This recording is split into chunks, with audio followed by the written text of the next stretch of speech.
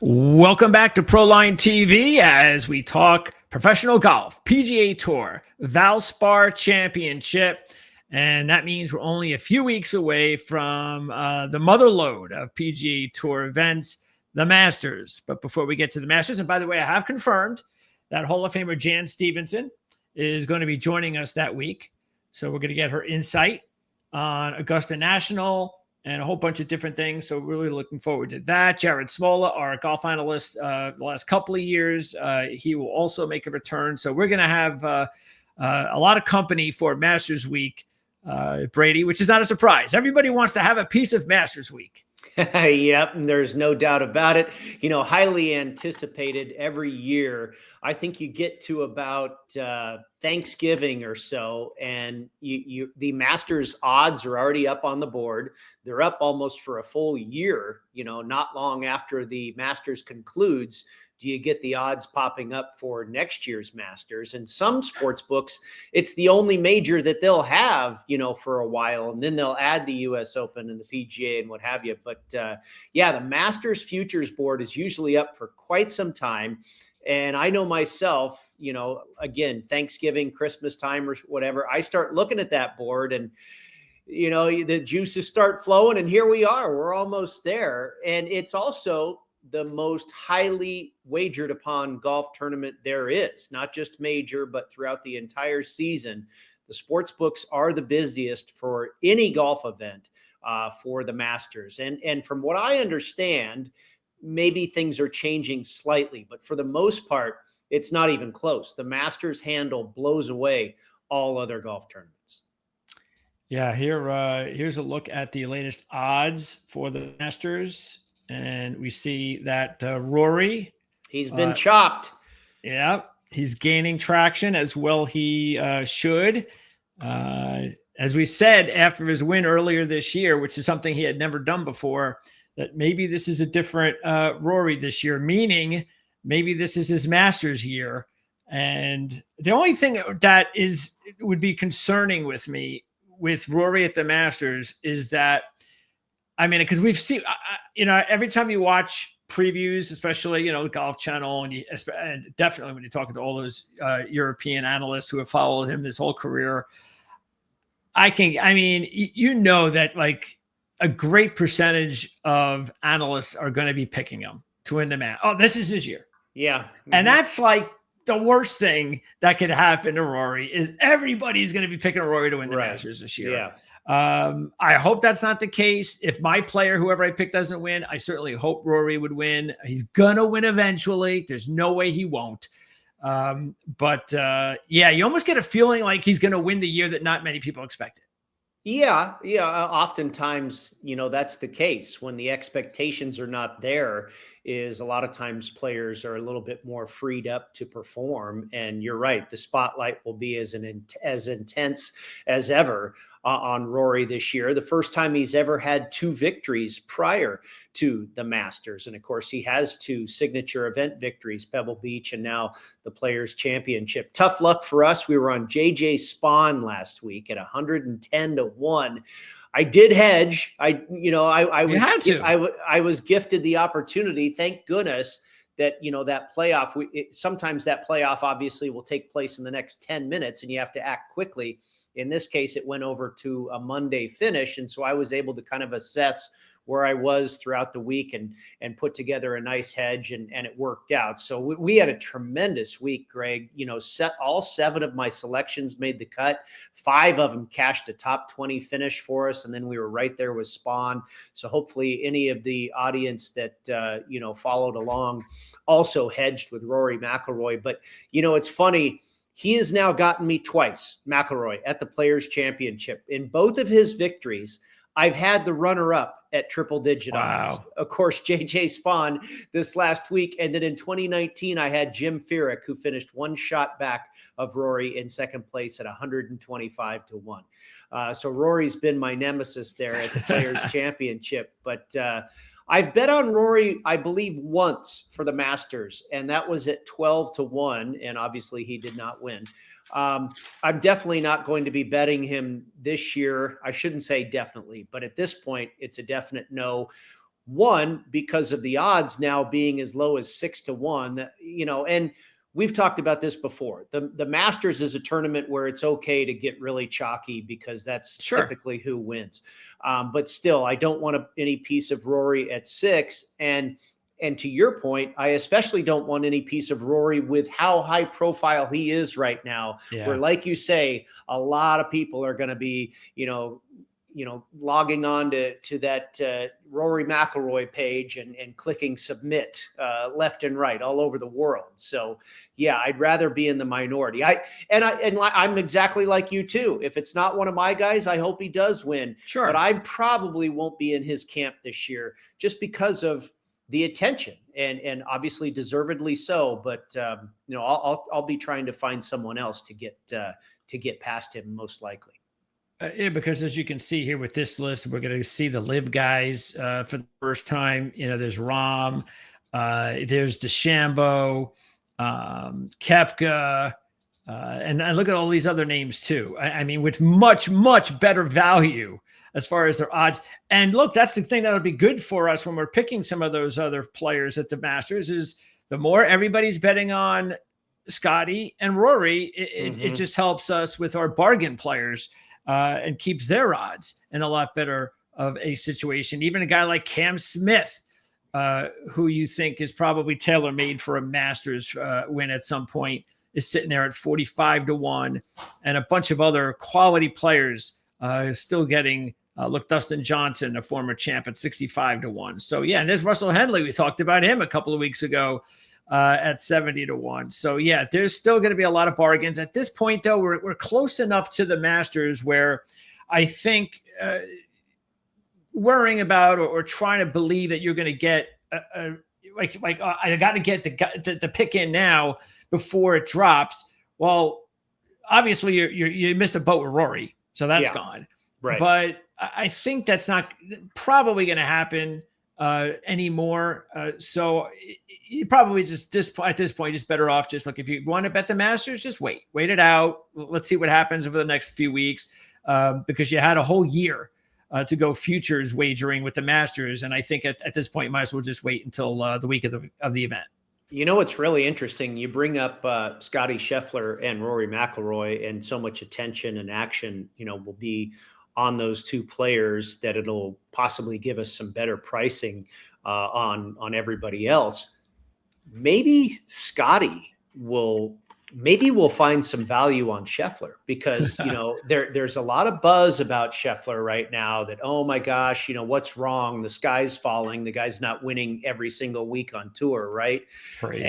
And there's been a couple of comments about, he's made some flippant remarks or something. And, so there's this real scrutiny on Scheffler right now, and it's a little bit of a negative tone. Maybe Rory might go off as the favorite. And, not only because of what he's done on the golf course, but because of the action at the window. This could be a situation where the action on Rory outweighs that of Scotty, and maybe Rory goes off at 5-1 and you get Scotty at 7 or 8-1. I mean, I don't know if that's going to happen. It seems probably a bit unlikely, but you get the point I'm making, sure, though, right? Absolutely. We could get a drift on Scheffler, whereas Rory continues to get pounded in the odds market, and then you're like, wow, I can get a 2-time champ at this price. So you got to keep an eye on all things. Obviously in any sport that you're handicapping, but this ought to be an interesting little development here with what Rory's done and what Scotty so far has not. Yeah, I think Rory likes to play the week before. Yeah, he typically does. Right. So that means that what's before? Is Houston before? Well, I know the next two stops are the Valero Texas Open and the Houston Open. Okay. I believe Valero's first. I read somewhere else. I think today. Houston's next. Okay. Yeah. I did read earlier this week that Houston was next, but I was yet to confirm that. Have you looked because it up? Because last year Rory did play in the Texas Open the week before the Masters. Houston is first, and then Valero the following week, which will be right before the Masters. So that will give us an opportunity to see Rory, but considering he's already won twice, and and this is, of course, a discussion for 2 weeks from now. The fact is that that's another thing that we're going to work on this year for the first time together, and that is to handicap how specific players, which ones actually perform well when they decide to play the week before majors, and which ones that don't. And I mean, I've got about 3 or 4 players that I have in my reports that I know have usually good weeks when they decide to play before the majors, and Rory's one of them. Yeah, absolutely. Rory's done, and not just the Masters, just about any major championship. He's typically played very well the week before. Last year, he won at Quail Hollow before the PGA Championship. Yep. So that's something to keep in mind. But this week, it's the Valspar. And so let's talk a little bit about the Valspar Innisbrook. And this is a very tough golf course, tough little golf course. Tougher, as crazy as it sounds, scoring wise, than the toughness of the players, TPC Sawgrass. But this is a tough golf course. It's about 7,200 yards, par 71, the whole deal. You're in the South, so Bermuda greens and all that.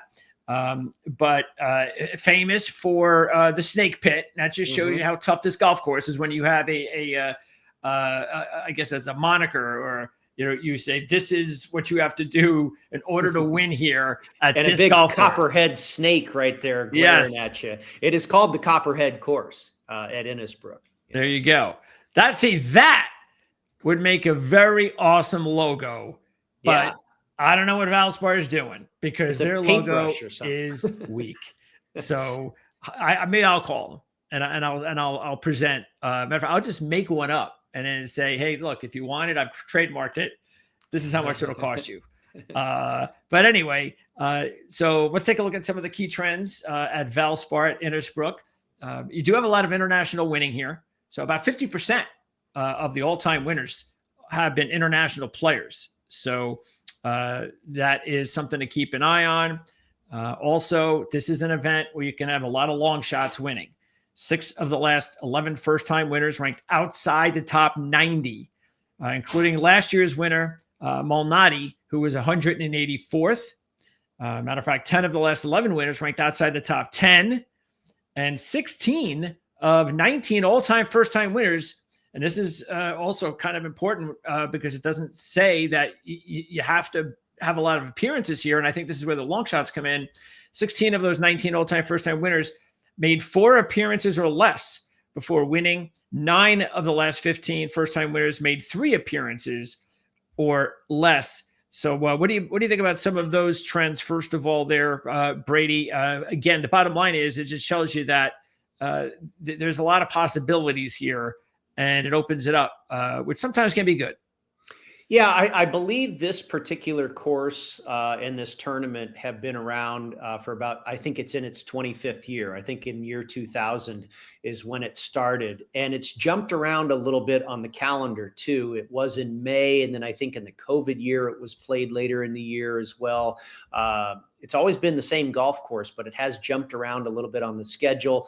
And then also, where it is positioned exactly as a part of the Florida swing has sometimes been changed. So, where it kind of sits in relation to the Players Championship, in this case, it sits, following 2 straight signature events. And this is one of the best fields we've seen in a long time for the Valspar Championship. You've got a lot of, stars, top ranked players in the world here this week, which is a little bit surprising, because we're, as we've talked about, we're going to do 2 stops in Texas and then obviously to the Masters. So players trying to kind of figure out their schedule, how they want to, what kind of workload they want to have going into Augusta National. Yep.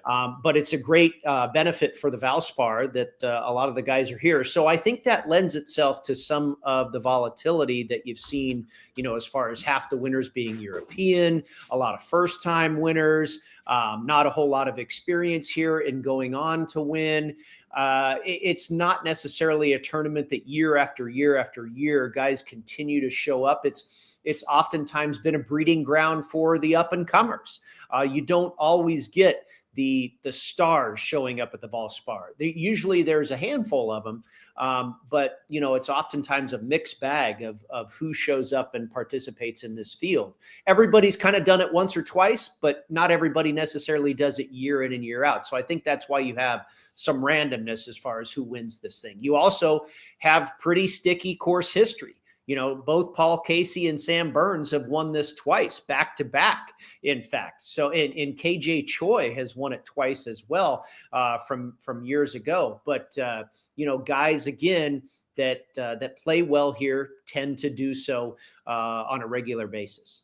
Yeah, because again, that's why it's important whenever I make the distinction of first-time winners. Mm-hmm. That's a lot different, obviously, than after you've already won an event here. And also keep an eye on the fact that you've only had one first-time winner of this event. And of course, I'm not including the first ever event, which is back in 2000, by the way. So this is 23 events. This will be the 24th. So only one first-time winner. Previous top 5 at this event. That was John Senden, 2014 runner-up. The last 6 first-time winners failed to score a previous top 10, with 5 failing to score a previous top 25. And Malnati is a perfect example. He was absolutely out of nowhere. Out of nowhere. I think it was 500 to 1 or higher. It was could have been massive long shot. Malnati had missed 6 of 7 cuts with a best of 60th. Yeah. So that and shows congrats to him. Totally changed his life for the next 4 or 5 years anyway. Yeah, it's a nice story. No question about that. 6 of the 23 all-time first-time winners made this their maiden PGA Tour win, including 4 of the last 9 first-time winners. And 9 of the last 11 first-time winners were making this their first or second PGA Tour win. So you're going to get a lot of potential maiden winners, first or second time winners again. Don't have have to have a lot of experience winning. So there's a lot of different options here to choose from. And live betting, once you get off to the first couple of rounds and you're getting into the weekend, you're not going to be looking at long shots very often here, or come from behind players, I should say. Because once you go into the weekend, the last 7 winners started the weekend in the top 7, all within 3 shots of the lead. And then going into the final round, 3 of the last 7 started with the lead, and only one all-time winner. So that was Paul Casey back in 2018 when he was in 11th place. Paul Casey was 5 shots back. He is, matter of fact, the only one. Actually, I don't think he actually is the one, because there's only one all-time winner that ever started the final round outside the top 10. But Casey, back in 2018, he came to the final round in 11th place, 5 shots back. The farthest back a winner started the final round and won after round 3 was 5 shots back, done twice. And you know what's interesting, because I was looking over some of the trends for last week, like I always do after I move on to the next week. And I was thinking about the chances of Spawn and McIlroy, and remembering what we had talked about with the trends, that we had a lot of major winners, especially since the move to March. All of the March winners at players over the last 5 years were ranked in the top 10 and were major winners. Yeah. And so that's what JJ Spawn was going up against. I don't even think JJ Spawn had ever had a good result at players. And I think most not of especially. them. Yeah. So he had a lot of trends going against him going into that final round, and it seemed to work against him on Monday morning. So. Well, he talked about that shot he hit, and he thought he hit a great shot, had no regrets, and it just like blazed right through the wind. The wind didn't ever really seem to catch it, and it sailed over the green, and that was, that won the golf tournament for Rory McIlroy. But the reason I went with him, that's now his second runner-up finish on the Florida Swing. He finished, you remember, we had him a few weeks ago at the Cognizant. He finished runner-up there. He finished 3rd at the Sony Open. He was 15th at Torrey Pines for the Farmers. He's having the best year of his career, and his best strength is ball striking. And so he just made sense to me for a lot of different reasons. And sure enough, there he ends up, and thankfully, again, he ended up where he did, because I certainly didn't want to walk away from that guy doing as No. well as he did for us and not be able to cash a 0. ticket, Yeah. and end up with a goose egg. So Yeah. I was thankful that I was given the opportunity to hedge there. Okay, so let's go ahead and take a look at our before we go with the odds, let's take a look at our picks this week. And you do not have any head-to-heads this week. Yeah, and I'll tell you why, Greg. This is really a major story of this golf tournament right now. And a lot of people, that make picks for these golf tournaments and what have you, and share them on social media, have been waiting until just recently, today here, Tuesday afternoon, because they were waiting for the tee times to come out. If you look at the weather forecast, it's supposed to be very windy on Thursday and Friday, and very calm for the weekend. So it looks like it's going to be cool conditions. We're going to get some real difficulty the first 2 days, and then it'll calm down and be a nice weekend in the Palm Harbor area, not too far from Tampa Bay, Florida. But if you look at the forecast right now, it appears that the wind is going to kick up and pretty brutal, 20 plus 25 miles an hour on Thursday afternoon, and then carry on into Friday morning and then die down Friday afternoon. So those that are starting late on Thursday, and if you draw a late tee time on Thursday, then you know that you start early on Friday. It appears that the late early start is going to be at a massive disadvantage if the forecast holds true. Conversely, those that are teeing off early on Thursday and late on Friday appear to have a sizable advantage. So again, if the forecast is going to play out the way it says right now, then we're going to have a draw bias. Now, the odds makers are no dummies. They typically are not going to put one guy that's teeing off early against another guy that's teeing off late, because they're aware of these types of biases. But with the unknown about the weather, what we know about the weather versus what may not happen with the weather, I stayed away from head-to-head matchups this week because I'm not real comfortable. And I wrote my article for golf.com earlier. It's now published on their site, golf.com, with my selections. And I kind of had to cross my fingers and hope I got a good shake with the draw. As it turns out, half my selections are teeing off early on Thursday and half are teeing off late. I was kind of wanting a 4-6 or 4-2 split, but I'll take half and half, because I feel good about the guy. I'm okay with the guys that are teeing off early. It looks like they'll have an advantage, but again, we don't know for sure. So I'm okay with having a couple guys going late as well. But again, very important this week in the handicap. You got to pay attention to that weather forecast. And my advice would be to probably wait as long as you can for that weather forecast to really mature. And so you have a true idea of exactly what's going to happen. And we've seen it affect the betting market, Greg. I don't know if you've noticed this, but all the guys that are teeing off early, their odds have plummeted. And all the guys that are teeing off late on Thursday, their odds have risen. So it's an interesting situation we have going on here this week. Yeah, I'm going to check it out, but because I was looking at the odds, and we're going to start going through them here on DraftKings, and I was looking at some of the odds and some of the players, and I was questioning to myself, why are those odds a lot better than I thought they would be? Yeah. So there you go. Yep, that's the deal. Makes a lot of sense. Absolutely. So, and it's I don't like it when it's like this. I don't like when there's an advantage one way or another, but at this point, it looks like there may be. Okay, so let's go ahead and run through the lines here. Now, Tommy Fleetwood is the favorite of the event, and can I only imagine that he's getting a morning tee time? Yes, he did.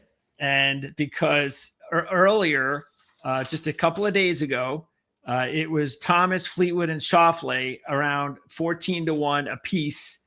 Right. And now Thomas is 20. So I'm assuming he's got an afternoon. Yes, he does. He's got a late. I'm not positive about Schauffele, but Fleetwood's going early. And I've seen him as low as 9-1. I got him yesterday at 12. And yes, I got lucky with that draw. He's going off early and he's down. But I love him this week, Greg. I think he's the best player in this field by a lot. And, that's because Xander Schauffele, I still don't think is 100% Xander Schauffele. Yes. But Fleetwood's really playing well. He's played 4 tournaments. He's made every cut. He has, coming off of an 11th at Bay Hill, a 14th at the Players. He was 5th at Torrey Pines a few weeks ago. He's been as high as 3rd here at the Valspar before. It feels to me like he is, the story with Fleetwood. He's won all over the world, but he's never won on the PGA Tour. It feels like this is a really good chance for him to do that. Yeah. Schauffele is in the morning hours, but like you said, considering his schedule's behind everybody else's, this is a good time probably to avoid him until he maybe makes a move over all 4 days. Taking a look at some of the rest, Burns is just not playing well as you'd like to see him play. Plus, he's already won here twice. Tom Kim has never played here before. Let's see as they reshuffle this. And so Michael Kim, which is one of my picks. Now, Michael Kim became one of my picks that I just noticed. Wait a second, his odds dropped. His odds dropped. Sure enough, he's going early. He was 40-1. He's now down to 28-1. So and I must have gotten a good price. Yeah, because look, he doesn't have a tremendous history here, but it's good enough. As we said, you don't have to have a great history here. So that does not come into play. I think what you'd rather see coming into Valspar is just that you're playing well. And I did notice that ever since the switch from Players to March, which was just before the Valspar, all 5 of those winners at Valspar had played at Players just before Valspar. Yeah. So I did notice that. And by the way, Michael Kim won John Deere, his only PGA Tour event, which happens to be one of your correlated courses. Yeah, absolutely. I think there's the correlated courses this week are kind of interesting. Valspar, like you talked about, is a very difficult golf course. It's very claustrophobic. The fairways are narrow. They're tree lined. It doesn't even look like a Florida course. It's got a bunch of elevation change. For the most part, Florida is palm trees and flat and sand traps. And this is more like something out of North Carolina where you've got tree lined fairways, undulation and elevation change. You do have a lot of water and you do have the wind. But just, looking at it aesthetically, it doesn't really look like Florida.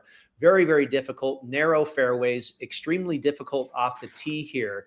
And it's, kind of in line with the rest of the Florida swing, which is, all very difficult golf courses.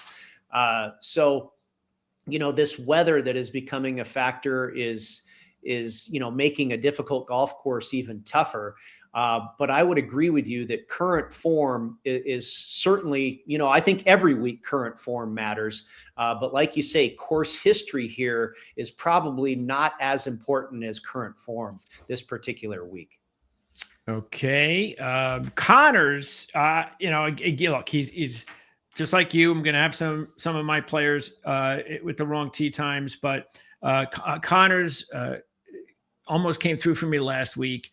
I was very disappointed in his Sunday, especially after having a good Sunday the week prior.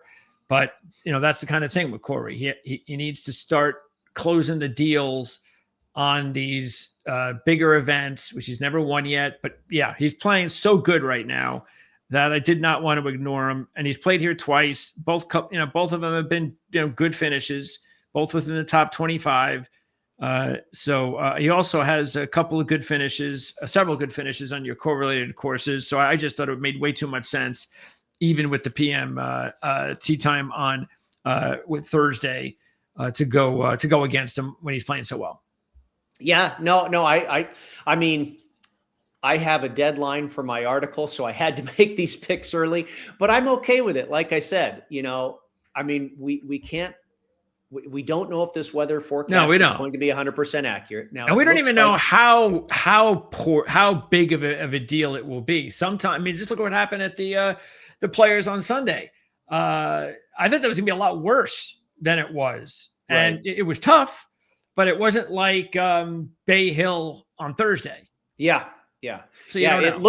It looks like Thursday will be the worst day here, but you know, maybe the wind kicks up in the morning as well. You just don't know. Yeah. Um, and I was mentioning these correlated courses. It does kind of fit these smaller, congested tracks, like they're accuracy based and ball striking, and a lot of them are the same that we looked at last week at Sawgrass, Sea Island, Sedgefield, where they play the Wyndham, TPC Southwind. Harbor Town kind of matches up, but I think there's more of a bias towards accuracy at that particular course. So, and then like this Wiley where they play the Sony, I don't think it's necessarily, I mean, it's a similar golf course in the sense that it's narrow fairways and it's wall to wall Bermuda, but the Sony, of course, is a coastal location.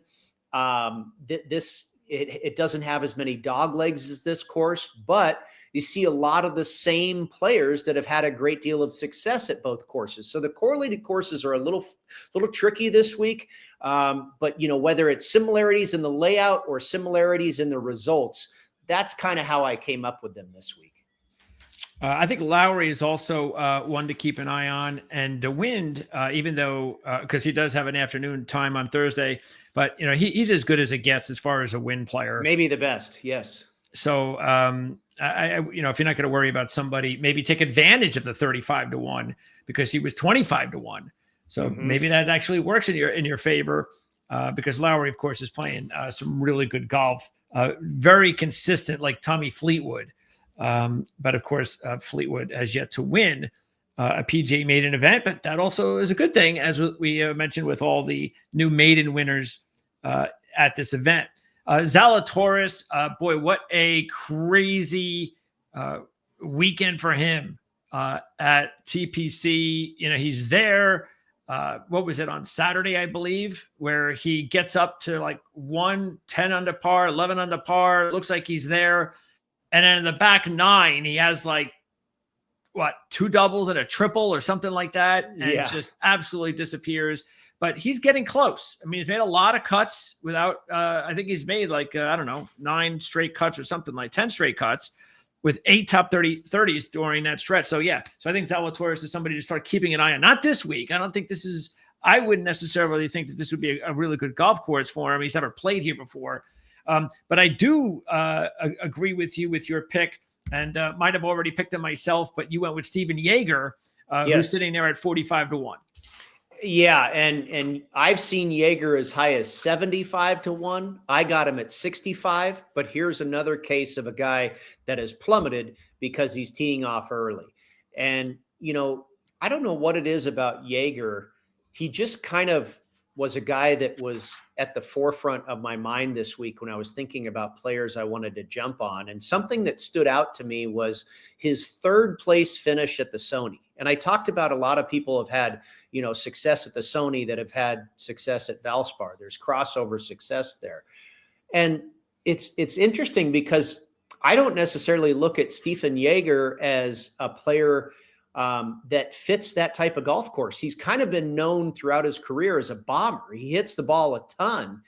One thing that's changed in the last couple of years where he's really started to emerge as a guy that, is relevant, his putting has improved tremendously in the last couple of seasons. He's actually ranked 24th in this field for strokes gained putting on Bermuda grass the last 36 rounds. And that was the furthest thing from the truth not that long ago in Stephen Jaeger's career. But now with that long game and that short game coming around, this guy, and you look at how he's done on all the correlated courses, and he's done very, very well. So, and now I get the early start time to boot. Hopefully that works to our advantage. And I think he's in play this week. Okay. Moving on down. Let's see. Spieth is still getting good numbers. He's a former champ here, so I would expect him to do well. Bezuidenhout, and I've taken him a few times already, and I'm not jumping off of him now. He does have an early start. I figured in this field with these odds, not bad considering he's played here twice, both finished under par, and last year was 9th at 7 under par, and also was second at the John Deere Classic in 2022, one of the correlated courses. I also went with Alex Smalley at 60-1 and Nikolai Højgaard at 60-1. I know Nikolai hasn't played here before, but he still was playing well up to the miscut at the Players. But don't let that bother anybody that wants to make a pick this week. The Players are the Players. That shouldn't affect anybody with how radical the scoring can be there. But Smalley was somebody that I really felt. I mean, now look, he was 40-1, he's 60-1. He's got the different tee time, but that's a big difference. You're getting 60-1 now on a player that this calendar year, has 6 top 25s in 7 events, 1 top 10, 14th at the Players. He was right there in the middle of everything on Sunday. Didn't have a great day, but that's not a big deal. Also, by the way, runner-up at John Deere in 2023 and a 9th at Travelers in the same year, 2023. Did you happen to see his ball on the 17th hole? Oh, yeah. That I have never seen a shot like that. That is some pretty tough luck. It rolled along the railroad tie or the wooden border of that island green for what seemed to be about 15 feet before it finally decided to turn right and drop in the water rather than turn left and hop back into the grass. Tough break for Alex Smalley, who I think ended up with a double bogey on that hole. So, some dumb luck there could have placed him, 3 or 4 spots higher on the leaderboard. A couple of other players. Let's see. Just trying to see. Okay. I thought I might have missed him, but I guess his odds just jumped out of there because of the tee time. But before we let's get to 2 of your other picks, because Lucas Glover is one of your picks here. Yeah. And by the way, so you had him at 40-1. His odds have dropped, is zoomed up to 60. And here's the other one, JT Poston, who also was 40-1 and is now 65. So you can guess both of those will have afternoon tee times on Thursday. And those are that's really aggressive movement. That's a lot. That's really a lot. I wonder if it's too much. Overcorrection. Yes. Yeah. I think so. That's what I'm saying. I think it might be good for some of these players. Do you remember yourself? I'm sure it's happened, but do you recall these types of crazy line changes just based on the weather? Well, I've seen weather situations develop before and I've bet into it and been successful, but I don't necessarily remember the odds in the futures market changing like this. Yeah. Pretty much instantaneously when those tee times were released. I don't really recall seeing much of that. Now, the books that I've been paying attention to, they're certainly getting pounded or dropping the numbers anyway on the guys that are teeing off early. But for the most part, and I haven't looked here in the last 30 minutes or so, but for the most part, the numbers on the guys that are teeing off late have kind of remained static. Maybe they're moving up a little bit, but if you've already got action on Lucas Glover or something like that, and now you see that he gets the late draw on Thursday, are you going to almost double his price? That seems risky to me. If you've already got some liability on him, to now offer an even juicier price, a really juicier price. I don't know. I'm not a bookmaker, but this is a week where you really need to do some homework and look at these odds. You may be able to find incredible discrepancy in pricing from book to book. Glover has 1 top 5 only, but 7 top 20 career top 25s out of 19. So this is somebody that has a lot of experience playing here. Yeah. And so you don't mind the quote unquote bad start with him as much as you might somebody that's never been here before. And his best golf here has been his latest. He has 3 top 20s in his last 6 appearances, including 11th last year at 6 under par.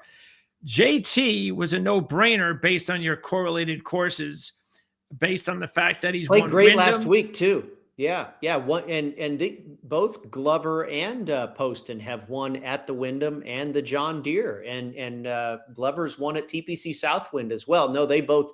Glover was like the first guy I thought of this week before I looked at the weather. But Yeah. anyway, we'll see. Yeah, it is. It's going to be something that we'll definitely be talking about next week to see how it all shakes down. And that's why you want to check. We've got links in the description for our Proline TV X account. And of course, you can find out what Brady's talking about on his X account. So you can check those out. Best opportunity to, see what's on Brady's mind. I'm sure you're going to tweet about it over the next several days, depending on how the weather goes. Here's another one that I just said, wow. Jake Knapp, 75. Yeah. When he was, I forget where he was getting some action too. He was garnering some interest before the tee times came out. I think he was more like 35 to 1 or something like that. So that's really quite an adjustment there. Yeah, I'm starting to think, Greg, some of these adjustments are really large and maybe too much. I mean, Jake Knapp at 75 to 1 is quite a price. Now, I don't know. Do these guys know more about the weather than I do? Maybe. I don't know. Just look at your forecast there. It looks like this is going to pan out, but again, I mean, it's only Tuesday afternoon. We've got 2 days before they actually tee it up. Absolutely. It's the weather. Jake Knapp, and keep in mind too that he's playing really good golf, and he's been playing in these Florida events, and there's been wind in these Florida events, and he still played well. Mm-hmm. So keep that in mind. And then let's see, Victor Hovland continues. The other thing too, Greg, I mean, there's always the possibility that the weather gets so nasty that they suspend the golf tournament for a minute. Or look what happened on Sunday. Right. They moved it up. Exactly. And I didn't see thunder showers in the forecast when I pre-tournament. I didn't know it until, Saturday night when I saw that the tee times were being moved for the final day to much earlier. So, yeah, you got to proceed with caution here. You just never know what's going to happen. One of your other picks, Ben Griffin. Mm-hmm. He's moved all the way to 80. I got him at 60. And that's, I get that. I mean, I saw 65 on him. There might have even been a 70. So that's not a crazy adjustment. Well, he was 55 yesterday. Yeah. And again, like I say, I saw 65, maybe even a 70 out there. But this guy, he hasn't even been around that much. Finished 45th here on debut, 17th last year, has top 10s at the John Deere, the RSM, he's done very well as of late on the Florida swing. I think it was the Cognizant Classic where he finished 4th, had a top 5, if I recall. So I had him that week. Yep. There you go. So I really like his game. Good putter. He seems to be a good fit for this golf course. And again, I did not know the weather draw before I picked him, but I'm okay with it. We got to roll the dice, and like I say, I've got 3 guys that are going on one side of the draw and 3 guys going on the other side, and we'll hope for the best. Also, I decided to take a stab at Max McGreevy this week. Max, of course, had a big year last year with 2 KFT wins and a win in Japan. He's been really playing well over his last 4 events. He was 4th at Palm Beach Gardens, 20th last week, and also was 5th in the Wyndham in 2022. So I thought McGreevy, who was 70 to 1, he's actually the same odds. He was 100 to 1. He still is 100 to 1 here. I don't see him in the AM time though. So I decided to take a stab at Max McGreevy as my long shot. And let's see who else, other potential long. Oh, Shank was somebody that, by the way, Shank's got there's 2 guys that I did not pick, but that were on my board that I think are probably good picks now because they're both teeing up in the morning. And that's Shank's one of them. He had that really disappointing runner-up finish here a few years ago. Not real disappointing for me, as I had Taylor Moore that year. There you go. But Shank was 6th earlier this year at the Sony, and he has a 2nd at Charles Schwab. He has a fourth and a sixth at John Deere and a sixth at FedEx. So he's done really well on those correlated courses, including this golf course, and he has an AM time slot at 100 to 1. Yeah, not a bad long shot. I just don't really like the way he's been going as of late. You mentioned the good finish there at the Sony, but that year when he finished second here at the Valspar, that was the best year of his career. Yeah. He was on fire that year. And the fact that he did not turn that year into any victories is a little bit concerning. He's cooled off greatly since then, but I don't know. I don't know when the Sony's a good indicator, but I'm not sure we're going to see him show up again. He looks like an obvious pick because of that runner-up a couple years ago, but I'm not so sure. Riley was the other one, and Riley's odds are dipped because he's in the AM slot from 200 to 1 to 120, but that's still a big number for a player that did win the Charles Schwab last year. Has a runner-up here in 2 top 20s out of 3, and actually is playing better because he had a string of 5 straight cuts to start the year, but now he's made 3 straight cuts, including a 6th at Puerto Rico. Yeah, he's really turned it around. He was playing like some of the worst golf on the entire tour to start the year, and now all of a sudden he's been pretty decent. I don't know if it's quite completely behind him. He's mixed in a couple of dud rounds with some good ones, but it looks like it's pretty much past him. And no, I don't mind him at all because he's starting to turn it around in a big way. He was just horrible to begin the season. I mean, I can't remember what it was, but he shot 80 a few times, I believe. But now, thankfully, yeah, he's playing much better. Also, here is another one of your picks. This is your official long shot, Putnam, at 100 to 1. Yeah, and he's teeing off early. I think you can probably still find definitely triple digits. I got him at 150. I've seen 145, but he is in the early wave on Thursday. The guy's a great putter, great ball striker, very accurate driver of the golf ball. It's interesting. He's played here 4 times, Greg, and he's never made the cut. But on the correlated courses, he's money. He's got top 5s, top 10s, top 15s. Was runner-up at the Sony Open, I believe it was. So, I mean, he's done everything at the courses that are very similar to this one. He's just never done it here. But he makes a lot of sense for me, this particular go-around. When I crunch all the numbers, has been playing pretty decent this season. So, as far as a long bomb, he's got the early tee time. Maybe he can show up and at least cash a top 20 for us. And a couple more long shots from my board. Novak at 120 to 1. He's played well here. 17th last year. We know how close he's gotten to winning. And matter of fact, I think on our preview show, our 2025 preview show, I have him as one of the breakthrough guys to get a win this year. So maybe this week would be a good week for him. And then I also have Chan Kim at 170 to 1.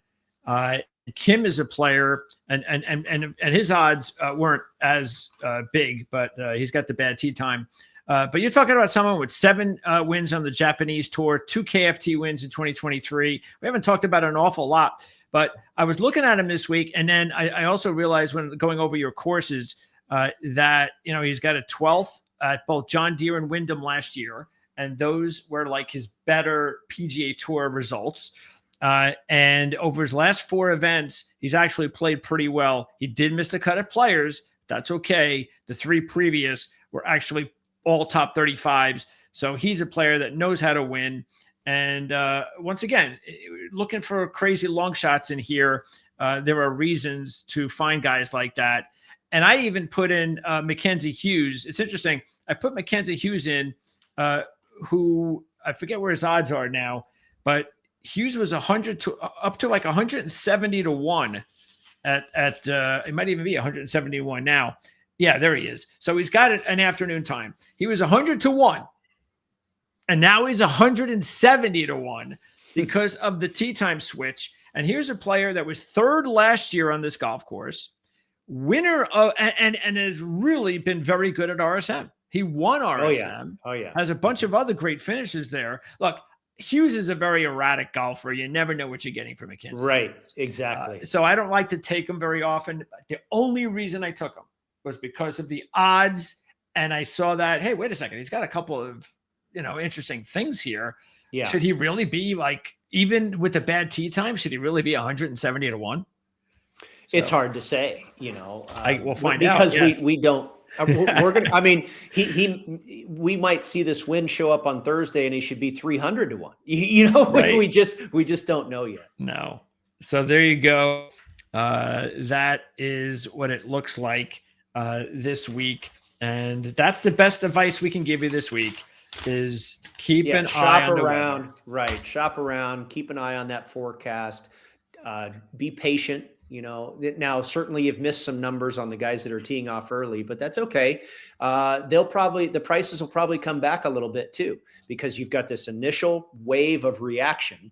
Now we've still got 2 more days before they tee off. So, if you're, dead set on playing this Steven Yeager or a Tommy Fleetwood, those numbers might come back to you. So yeah, I would say patience is probably your best bet at this point.